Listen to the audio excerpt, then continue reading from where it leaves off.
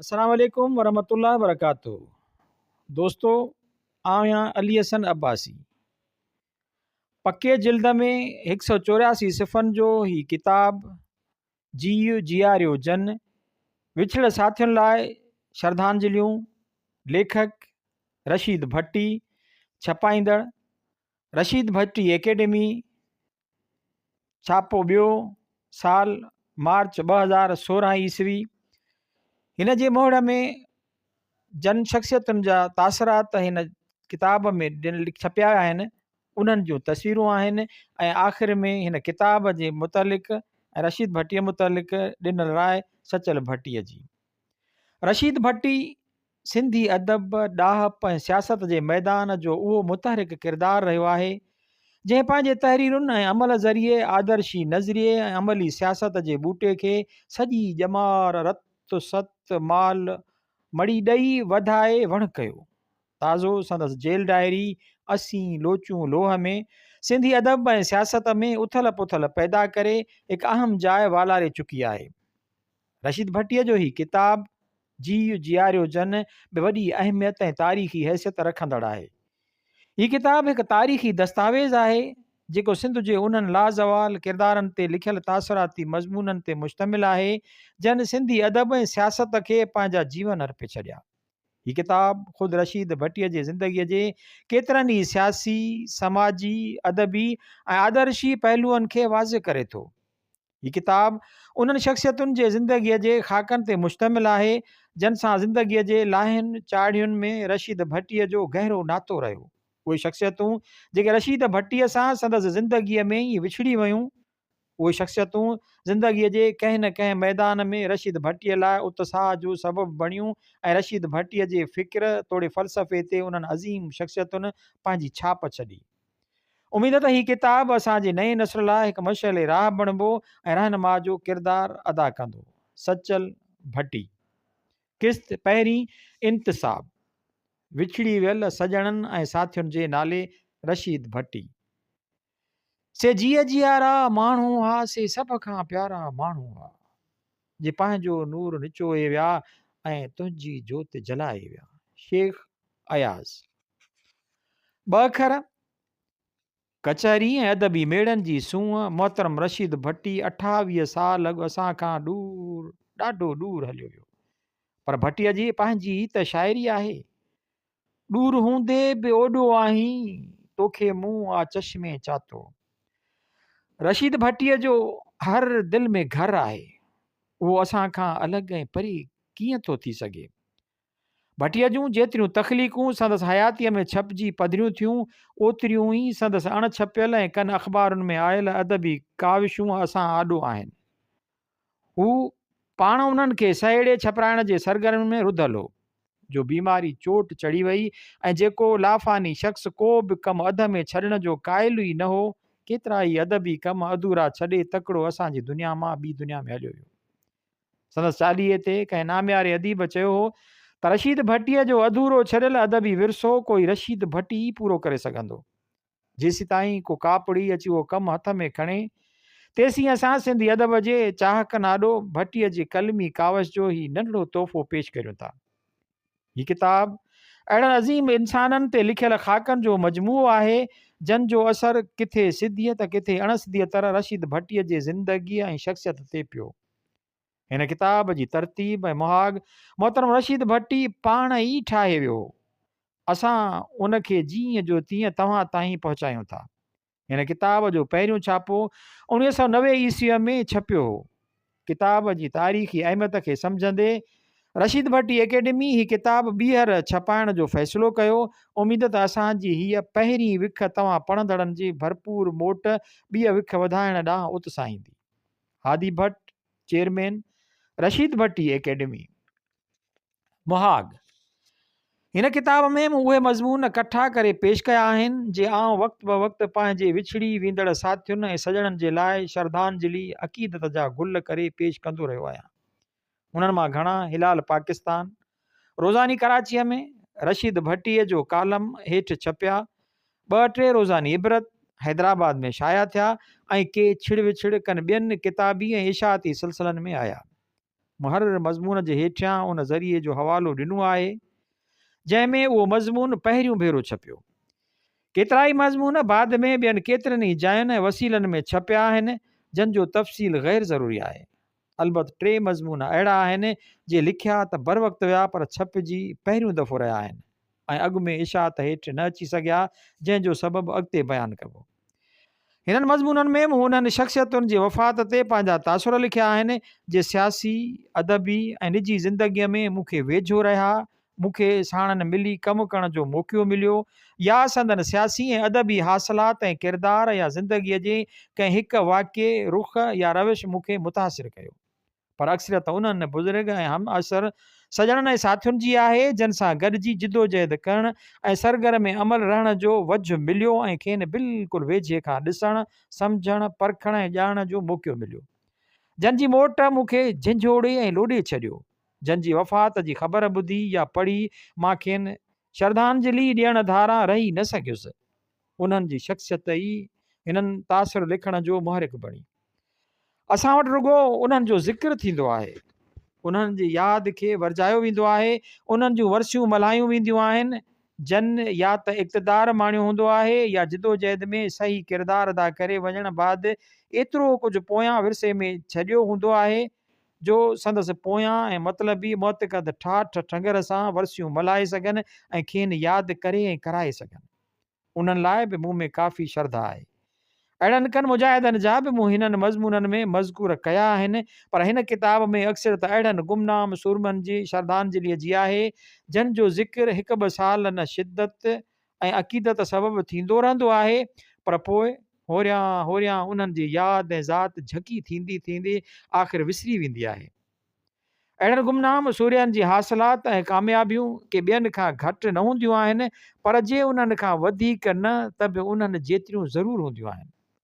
मां उहा हाम नथो हणां त हिन किताब में मूं उन्हनि मिड़नी मांझियुनि ऐं मुजाहिद मुड़सनि जो ज़िक्र कयो आहे जे माठ मीठ में बेलोस बेग़रज़ बिना कंहिं तशहीर जे सिंध ऐं सिंध जे मज़लूम तबिके ऐं अवाम लाइ कमु कंदा रहिया ऐं जे हींअर गुमनामीअ जे गुफ़ा में गुम थी विया आहिनि। जीअं मां मथे ज़िक्र करे आयो आहियां त ही श्रद्धांजलियूं उन्हनि गुमनाम ऐं सूर्य सिपाहियुनि खे अर्पण थियल आहिनि जिन खे मां वेझो खां ॾिठो ऐं ॼातो आहे। न त हिन सभागी ऐं सुवारी सिंध में त केतिरा ई गुमनाम सूर्य सूरमा पिया आहिनि जिन जो हासिलात ऐं जिदोजहद में हिसो विसारे नथो सघिजे। उन करे कंहिं अहिड़े सूर्य जो हिते ज़िक्र न करण जी माना उहा न आहे त का हुन जी मञता कान ॾिनी वई आहे। हिननि श्रद्धांजलियुनि जे मवाद बाबति 1-2 ॻाल्हियूं करणु ज़रूरी थो सम्झां। ही वास्तेदार सॼण ऐं साथीअ जी वफ़ात बाद हर हिक जी यकदमि ऐं तुर्त 8-5 ॾींहंनि अंदरि लिखियूं वयूं आहिनि। उन करे इंसानी नफ़्सियात पटांदड़ स्वाभाविक तौरु किथे किथे मां घुर्ज खां वधीक जज़्बाती थियो हूंदुमि, पर जे बि हक़ीक़तूं ऐं जेकी तासुर ऐं मुशाहिदा मूं कंहिं बि विछड़ियल यार बाबति ॾिना आहिनि से ईमानदाराना ऐं बिना कंहिं वधा जे आहिनि।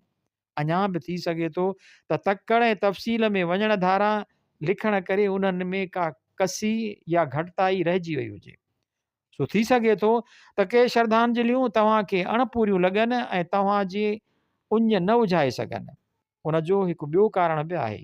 उहो सारो अरसो असांजे मुल्क में प्रेस ते ऐं ख़ासि करे सिंधी प्रेस ते जे पाबंदियूं हुयूं, उन जे मद्देनज़र इंतिहाई ख़्याल ऐं ख़बरदारीअ जे बावजूदि कालम वग़ैरह कैंचीअ जो खाज थींदा रहिया आहिनि। उन करे ही श्रद्धांजलियूं ईअं लिखिजी ऐं छपिजी न सघियूं जीअं लिखणु घुरिबियूं हुयूं ऐं छपिजणु घुरिबियूं हुयूं। उहो ई सबबु आहे जो कुझु मज़मून छपिजी बि न सघिया। बहरहाल ही श्रद्धांजलियूं असांजे उन्हनि रफ़ीक़नि ऐं बुज़ुर्गनि लाइ आहिनि जिन खे विसारणु न घुरिजे ऐं तारीख़ में महफ़ूज़ रखणु घुरिजे। असांजा हम असर तालीमी ऐं अदबी इदारा जा तारीख़ लिखाइण ऐं महफ़ूज़ कनि था, तन में न हिननि यारनि जो ज़िक्र बि न ईंदो ऐं जे हिकु ॿिनि जो आयो बि त कंहिं ॿिए पहलूअ खां ऐं अंदाज़ में ईंदो। उन करे उन्हनि जी यादि खे हिकु दस्तावेज़ में महफ़ूज़ करण लाइ ऐं नए नसुल ऐं ईंदड़ पीढ़ियुनि जे मुताले लाइ उन्हनि श्रद्धांजलियुनि खे हिकु जाइ छपराइणु ज़रूरी थी पियो। हिननि में न रुॻो शख़्सियतुनि जो तफ़सील ऐं उन्हनि लाइ श्रद्धांजलियूं आहिनि, पर उन्हनि जो मजमूई मुतालियो असांजी गुज़िरियल 30 खनि सालनि जी मुसलसल जिदोजहद जी मुख़्तसिर पर अहम तारीख़ बि आहे। जिदोजहद जा क़ौमी, लिसानी, अदबी ऐं तबक़ाती बुनियादनि ते कई वई ऐं कई पई वञे। आख़िर में बेलफ़्ज़ तरतीब बाबति हिन किताब में जन सॼणनि ऐं साईंनि लाइ श्रद्धांजलियूं ॾिनियूं वयूं आहिनि। से सभु दिलि जो सुरूर ऐं अखियुनि जो नूर आहिनि। को वेझो, को दूर न आहे, को घटि, को वधि न आहे, सभु सिर जा साईं आहिनि। उन करे तरतीब में तरजीह ॾियणु ॾुखियो थो नज़र अचे। बहरहाल जीअं मुनासिब ऐं मौज़ून सम्झ में तीअं ई तरतीब ॾिनी अथमि। बैराज रोड, सखर सिंध, रशीद भट्टी, 1988 ईस्वी। विसारियां न विसरनि। हाणी मोहतरम मोहम्मद उस्मान ॾीपलाई पंहिंजो अफ़सानो पढ़ंदा। मक़बूल भट्टीअ ऐलान कयो हो, शायदि साल 1954 ईस्वीअ जी हिकु शाम हुई। मां कराचीअ खां हैदराबाद आयो हुउसि। हितां जे अदीब दोस्तनि सां मिलण। हिते सिंधी अदबी संगत जे सिलसिले में उन वक़्तु यारनि जी अदबी जमात सिंधी अदबी अंजुमन जे नाले सां कमु कंदी हुई। उनजो बुनियादु जमियतुल शुरा खां बेज़ार थी धार थियल नौजवान अदीबनि शाइरनि विधो। अंजुमन जूं बि सिंधी अदबी संगत जियां हफ़्तेवार अदबी तनक़ीदी गरजाणियूं थींदियूं हुयूं। उहे मेड़ घणो करे कराची होटल में थींदा हुया। उन शाम जो मां बि मक़बूल भट्टीअ सां संदसि तारीख़ी सिंधी किताब घर सां गॾिजी कराची होटल ते आयो हुउसि, जिते अंजुमन जी गरजाणी रखियल हुई। सभिनी यारनि दोस्तनि सां उन मसइले ते मिली ॻाल्हाइण जो सुठो मौक़ो हो। मरहूम गिरामी, मरहूम उमीद अली सिराई, ऐनकाफ शेख, मुराद अली मिर्ज़ा, हसन अली नज़ीर, शेख अली मोहम्मद तनवीर जो शायदि तॾहिं अञा ज़ाहिद या मग़मूम जो तख़लुस इस्तेमालु कंदो हो। शमशीर हैदरी, सिराज, इब्न इलियास सूमरो, आगा सलीम, तंहिं वक़्तु आगा शाहीन, मुस्तफ़ा कुरैशी, इब्न हयात पंवर ऐं कामरेड जतोई हैदर वारा चंद ॿियनि हमराहनि सां उते मौजूदु हुया। मक़बूल सेक्रेटरीअ तौरु मेड़ जी कार्रवाई शुरू कई। मक़बूल जो ऐलान पूरो थियो त ॾीपलाई साहब पंहिंजी सदरीअ जे खीसे मां अफ़सानो कढियो, पंहिंजी जाइ ते उथी बीठो ऐं पढ़णु शुरू कयाई। अफ़सानो पूरो थियो, तनक़ीद थी वई, ॿिया इस्म बि पूरा थिया। पोइ चांहि जो दौरु हलियो। मूं ॾीपलाई साहब खां अफ़सानो ॾिसण लाइ वरितो। हैरत वठी वियुमि, ऐं उहा हैरत मरहूम जी अहलियत ऐं क़ाबिलियत ते अञा ताईं ईअं जो ईअं क़ाइमु अथमि। 3 ख़ाली पना हुया, कोरा काग़ज़, हिकु अखर त छा, को टुॿको बि कोन हो। उन्हनि ते ॾीपलाई साहब दिलि मां अफ़सानो ठाहींदो पढ़ण जे स्टाइल में ॿुधाईंदो वियो। असां मां कंहिंखे बि शक न पियो त ॾीपलाई साहब को यादि अफ़सानो पढ़ी रहियो। संदसि रवानी ऐं रफ़्तार दोखो ॾींदड़ हुई। लिखण जे फ़न ते उबूर, महारत, गिरफ़्त ऐं एतमाद जी उहा इंतिहा मरहूम में 26 साल अॻु हुई। हुजे बि छो न, हिन सारी उमिरि लिखण लाइ जो रियाज़ कयो, जाखोड़ कई हुई, रत सत ॾिनी हुई, फ़न सां रिश्तो रखियो हो ऐं नींहुं निभायो हो, त हिन खे अदब में उन बुलंद मक़ाम उरूज ते पहुचायो जो न रुॻो मुनफ़रिद आहे पर निरालो ऐं प्यारो पिणु। मुंहिंजे ख़्याल में जंहिंसां भायां थो त को ॿियो दोस्त मुश्किल सां इख़्तिलाफ़ कंदो। असांजी ज़ुबान जे अदब में मरहूम मिर्ज़ा कलीच बेग खां पोइ जंहिं शख़्स घणी में घणी अरकरेज़ी कई ऐं मुसलसल उदम सां जिदोजहद कंदो रहियो, सो ॾीपलाई हो। अदब हिन जो आदर्श हो, हिन जो मक़सदु हयात हो, हिन जो ज़रिया इज़हार हो, हिन जो ज़रिया मुआश हो, हिन जो ज़िंदगीअ भर जो साथी हो। हिन जे वसीले ई हिन ज़िंदगीअ भर सिंधी ज़ुबान ऐं अवाम जी ख़िदमत कई। उन रस्ते ई हिन सिंध में समाजी ऐं सियासी जागरता आंदी। उन ज़रिए पिणु हू सिंधी ज़हन में इनक़िलाब आण ऐं सिंधियुनि में इनक़िलाबी नज़रियनि पखेड़ण लाइ लाॻीतो जिहाद कंदो रहियो। ॾीपलाई जियां सारी उमिरि कलमी जिहाद असांजे अदबी तारीख़ में आङुरियुनि ते ॻणण जेतिरा सॼण ई करे सघिया आहिनि। कई मुजाहिद मैदान में आया, हिकु दौरु सियासीअ में पंहिंजो वारो वॼाए विया, दौरु मटियो, दौर ऐं वक़्त जूं हालतूं ऐं तक़ाज़ाऊं मटियूं त ख़तमु थी विया। रस निकितल फल जियां पोपा थी विया या मायूस ऐं निराश थी किनारा कशी अख़्तियार करे विया। पर हिन थर जी अटल ऐं अणॿोट इंसान वक़्त जे धाराउनि सां पंहिंजो रुख बि मटायो, ज़माने जे तक़ाज़ाउनि खे सम्झी उन्हनि जी पूराई कई, हिन हर नए वीचारधारा ऐं फ़लसफ़ा हयात खे पंहिंजो कयो, ज़मान ऐं मकान जे पाबंदियुनि में न रहियो। ही उन्हनि सर्वेचन मां हो जन हर वक़्तु मकान हालत ऐं माहौल में सच ऐं सूंहं सुलछणाई ऐं सोभिया जी पैगंबरी कई।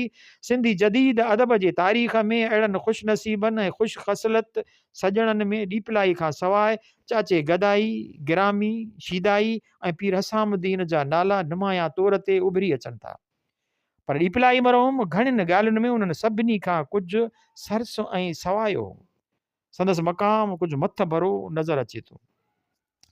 ॾीपलाई पंहिंजे उमिरि में वेंदे आख़िरी अयाम पीरीअ ताईं मदी ख़ारिज न थियो ऐं पंहिंजे मुए मड़े जो अहसासु थियणु न ॾिनई। हिन कॾहिं बि पाण खे ज़माने खां पुठिते न रखियो, विख बि पुठिते न रहियो। हिन जी सोच ऐं लोच, फ़िक्र ऐं फ़न कॾहिं बि साख़्त ऐं जामिद न रहियो। बीठल दुबे जे पाणीअ जियां संवारजी न वियो, पर रहंदड़ धारा जियां सदाईं नऊं निकोरो ऐं ताज़ो रहियो। हिन हर दौर में ज़माने जी हर ख़ामी ऐं उणाईअ जी खलला थी समाज जे भुतनि ऐं फ़रसूदा क़दरनि जी पाड़ पटण लाइ लाॻीतो लड़ाई लड़ी हिन हर नई फ़िक्र ऐं नज़रिए खे उन जे ख़ूबियुनि समेत स्वीकार कयो। हिन जो ज़हन सदाईं इंसानी फ़िक्र जी इर्तिका जो आमाजगाह रहियो। हू कॾहिं बि दकियानोसी, मदी ख़ारिज ऐं भुतो न रहियो। हिन हालतुनि ज़मान ऐं मकान सां ठाव न कयो। हिन कॾहिं बहरूपी थियणु न क़बूलियो। हिन खे लफ़्ज़ मसलत खां चिड़ हूंदी हुई। हू जो अंदरि हो सो ॿाहिरि हुयो। मुनाफ़िकी हिन जे मुंहं ते न पवंदी हुई। हू सदाईं हक़ जो आवाज़ बुलंद कंदो ऐं सच जी सैन हणंदो रहियो। सूंहं जो वखर वहाईंदो रहियो जो पए पुराणो न थिए। कॾहिं लम्हे या लहज़े लाइ बि न सोचियाई त उन सौदे में खेसि कहिड़ा सूर ऐं सख़्तियूं पले पवंदा। हिन जो सच जे सौदे सां मतिलबु हो घाटे ऐं पड़ते सां न। हिन जे आॾो आदर्श, उसूल ऐं मक़सद हूंदा हुया, लाभ ऐं नफ़ो न। संदसि आदर्श ऐं मक़सद हुया सिंध जी निजात, सिंधियुनि जो छुटकारो ऐं इंसानियत जी अज़मत। इंसान हथां इंसान जी फुरलुट जो ख़ात्मो, इंसान जो इंसान लाइ प्यार ऐं दुनिया मां नफ़रत, ॾुकार ऐं जंग जो ख़ात्मो। जहालत ख़िलाफ़ मुसलसल जिदोजहद, बराबरीअ वारे समाज जो क़याम, उहो सभु की हिन सिंधी अदब रस्ते माण पेचायो। ऐं असांजी गुज़िरियल अधु सदीअ जी अदबी तारीख़ शायदि आहे त मरहूम उन जतन ऐं जाखोड़ में केतिरी कामयाबीअ जी कोशिशि कई। संदसि उहे काविशूं असांजे तारीख़ में सुनहरी अखरनि सां लिखियूं वेंदियूं। मां पढ़ण जे अवाइली दौर में ॾीपलाईअ जो क़दुरदान ऐं शीदाई हुउसि। प्राइमरी स्कूल में हूंदो हुउसि जो संदसि किताब पढ़णु शुरू कया हुयमि। मुंहिंजो चाचो रोज़ राति जो सोमणीअ जी निमाज़ महिल जमायतुनि खे ॾीपलाईअ जो किताब नूरे तौहीद क़िस्तवार पढ़ी ॿुधाईंदो। उतां ई हिन खे पढ़ण जो शौक़ु पैदा थियुमि। ॾीपलाई जा किताब पढ़ी इस्लाम जी तारीख़ खां न रुॻो वाक़ुफ़ु थियुमि, पर उनखे तजिए करण मंझसि घिरी वञण जी बि चाहना पैदा थियमि ऐं आख़िर सच जी सुञाणप करे सघियुमि। सिंध जे फ़रसूदा इस्तहसाली ऐं जहालत वारे मकतब फ़िक्र पीरी मुरीदीअ जे नासूर खे बि ॾीपलाईअ जे जलायल ॾीए जी जोत हार खाधल कारी राति जियां हीणूं ऐं बेहिमत करे छॾियो ऐं ढींगनि जूं दिलियूं लर्ज़ाए ऐं कंबाए छॾियूं। नए दौर जे फ़लसफ़े खे ॾीपलाई न रुॻो सिदके दिलि सां तस्लीम कयो, पर उनखे पेश करण ऐं उन जी प्रचार में अॻियां पोयां सभु रिकॉर्ड टोड़े छॾियाई। उपखंड में उर्दू अदब में मौलाना अब्दुल हलीम शरर ऐं सादिक सरदनवी ऐं हींअर नसीम हिजाज़ी तारीख़ी फिक्शन में मिसाल तौर पेश कया वञनि था। पर ॾीपलाई मरहूम जा अवाइली दौर वारा इस्लामी तारीख़ी नाविल नूरे तौहीद खां उरूजे इस्लाम 8 हिसा ताईं दुनिया जी तारीख़ी फिक्शन में चटाभेटीअ लाइ पेश करे सघजनि था। उनखां सवाइ ॿिया अनेक इस्लामी किरदारनि ऐं हीरोज़ जे हयातीअ ते मबनी नाविल बि सिंध में महशर मचाए ॾींदा हुया। उन वक़्तु ॾीपलाई सिंध जे पढ़ियल ॻिढ़ियल मुस्लमाननि लाइ हिकु रिकॉर्ड हो। मज़हबी जज़्बात मजरूह कंदड़ किताब सिथारथ प्रकाश जे जवाब में ॾीपलाई ॾाहिरी रंगमहल किताब लिखी ॾाहिर खे बदमाश ऐं मोहम्मद बिन कासिम खे हीरो करे पेश कयो ऐं हिंदू धर्म ऐं समाज खे ख़्वार ख़राब कयो। पर जॾहिं पाकिस्तान थियो, आज़ादीअ जा इसरार फाश थियण लॻा, मज़हबी भाईचारे जे नाले में सिंधियुनि जो जेको इस्तेहसाल थियो, हक़ ऐं सदाकत जो गलो घुटियो वियो, इंसानी बुनियादी हक़नि जी जा बेख़कनी थी ऐं जमहूरियत जी जाइ मटी पलीत थी जमहूरियत जी जाइ मिटी पलीत थी त फ़तेह इस्लाम ऐं शौकत इस्लाम लिखंदड़ ॾीपलाई मज़हबी मुल्य ऐं मुनाफ़रत फहिलाईंदड़ बदिरां नरगो हिकु आज़ादु ख़्यालु ऐं रोशन ख़्यालु मुस्लमान ऐं सूफ़ी लाकूफ़ी थी पियो। पर कुते जो पुटु ॾाहिरी रंगमहल जहिड़ियुनि तसनीफ़ुनि खे पंहिंजो करे स्वीकार करण खां इनकार कयाई। हू फ़रसुदा मज़हबी रीतुनि रस्मुनि ऐं मज़हबी जुनून जे ख़िलाफ़ु जिहाद शुरू करे थो। उहो मुर्शिद जे ॾाढ़ीअ वारो दौरु हो। हुन खां पोइ जॾहिं वन यूनिट ख़िलाफ़ु ऐं सिंधी ॿोलीअ जी जिदोजहद शुरू थी त ॾीपलाई उन में बि अॻियां नज़र अचे थो। हिन न रुगो अमली हिसो वरितो ऐं लिखियो, पर पंहिंजी प्रेस बि उन कम लाइ वक़ुफ़ करे छॾी। जाइज़ नाजाइज़ चोरी लिकल हर लिटरेचर घणो करे ॾीपलाईअ जे प्रेस मां छपबो। उन करे अक्सर संदसि इशाअती सिलसिला बंदि थींदा हुया। प्रेस बार बार छापनि जो शिकार ऐं सील थींदी हुई ऐं ज़मानत तलबी थींदी हुयसि। केतिरा ई दफ़ा हयातीअ जे पोयाड़ीअ में जेल जूं सख़्तियूं ऐं सहूबतूं बि सठाई, पर ईमान में रही बराबरि बि कसर न आयसि। हुन खां सवाइ सरकार मथसि ॿिया लालच ऐं लोभ जा तरीक़ा बि इस्तेमालु कया, पर बकौल शाह साईं ॾीपलाई उन्हनि लाहूतियुनि मां हो। छोरियुनि ॾिना छाल त बि लाहूती लंघे विया। ॾीपलाई गिरामी गदाई ऐं जोए जहिड़नि बुज़ुर्गनि खे अॻु में ॾिसे थी। असांजो ईमान न रुगो ताज़ो थींदो हो, पर वधीक सघारो ऐं पको बि। कंहिं बि जलसे जुलूस खां ॾीपलाई गैर हाज़िर न रहियो, हाज़िरी बराबरि लॻाईंदो रहियो। पोड़ो थी वियो, सिहत जवाबु ॾेई वई, सहारे बिना हलण जहिड़ो न रहियो, त बि अहिड़नि मेड़नि मौक़नि ते अचणु न छॾियाई। आख़िर दम ताईं शिरकत जे अहसास खां पालो थियणु न पिए चाहियाई। गुहाता में जुम्बश नहीं आंखों में तो दम है, रहने दे अभी सागरो मीना सरी आगे। पंहिंजी सदाए हयात ऐं जवान जमान जीअ सां सरगर्म ऐं बामल रही जो असां जवाननि जो जीउ बि जियारींदा रहिया, उन्हनि मां ॾीपलाई हिकु हो। नूरे तौहीद, ॾाहिरी रंगमहल, कुते जो पुटु, मुर्शिद जी ॾाढ़ी, सांघड़, जापानी गुडी, गोरकीअ जो माउ ऐं आख़िर में ईरानी इनक़िलाब ताईं सफ़र, इस्लामी दारुल इशात क़ुरान कंपनीअ खां इदाराए इंसानियत ताईं सफ़र मरहूम ॾीपलाईअ जे सोच जो सफ़र आहे। संदसि सोच ऐं फ़िक्र जी ओसर ऐं इर्तिका जी तारीख़ इंसानी ज़हन जी इर्तिका जी तारीख़ जो नंढो नमूनो या मिसाल आहे। असांजी टही ऐं उन खां पोइ वारे नस्ल उन सफ़र जूं राहूं तय कंदे पंहिंजूं मंज़िलूं माणियूं आहिनि। मां उहो एतिराफ़ करण खां न कीॿाईंदुसि त मूंखे ऐं घणी भाङे मुंहिंजे हमअसर अदीबनि खे जन बुज़ुर्ग अदीबनि दानिश्वरनि ऐं अॻुवाणनि मुतासिर कयो ऐं पंहिंजी छाप ज़हनी ओसर ऐं इर्तिका ते विधी। तन मां मरहूम मोहम्मद उस्मान ॾीपलाई हिकु अहम हैसियत वारो फ़र्दु आहे। अॼु ॾीपलाई असां में न आहे। उहो जोगीअड़ो जंहिं केई जॾा जीअ जियारिया असां वटां कूच करे वियो आहे। उहो वाढूअड़ो हलियो वियो आहे जंहिं वटि वेठे ॾुखंदो ॾूर थींदो हो, जो पंहिंजी दिलचस्प लतीफ़ टोटकनि ऐं मिसालनि सां मलूल ऐं मुंझियल मन खे बहार जे गुल जियां निखारे टेड़े छॾींदो। हैदराबाद जे शहर में उदासी ऐं परेशानी थींदी हुई त ॾीपलाईअ जी कचहरी ऐं गिरामीअ जे गुफ़्तनि सां ॻरियूं दिलियूं हल्कियूं करे ईंदा हुआसीं। सभु सूर ऐं सौदा लहज़े में लही वेंदा हुआ। निराशा आशा में मटिजी वेंदी हुई। दिलनि तां दुखनि जा दूंहां ऐं गुबार हटी वेंदा हुआ। उन्हनि ॿिनि ज़िंदा दिलि शख़्सनि सां मिलण धारा हैदराबाद जो सफ़र ई ॼणो अधूरो ऐं अणपूरो लॻंदो हो। अॼु उहे लाहूती लॾे विया जे जीअ खे जियारींदा हुआ। उहो अणटर ऐं लाज़मी आहे, इर्तिका जो उसूल आहे। का शइ दाइमी न आहे सवाइ इर्तिका ऐं फेर फारजे जो अमल मुसलसल आहे। ॾीपलाईअ जी नफ़ी जो नतीजो इस्बात आहे। संदसि मौत उन नस्ल जो जनम आहे जो संदसि तहरीरुनि ऐं तकरीरुनि जे पैदावार आहे। जेसीं उहे ज़िंदा आहिनि, नऊं नस्ल ज़िंदा आहे, संदसि तहरीरूं ज़िंदा आहिनि ऐं उन्हनि जी पैदावारी अमल जारी आहे। तेसीं ताईं ॾीपलाई जीअरो रहंदो। हिकु ॾीपलाई हज़ारे ॾीपलाई पैदा कया आहिनि।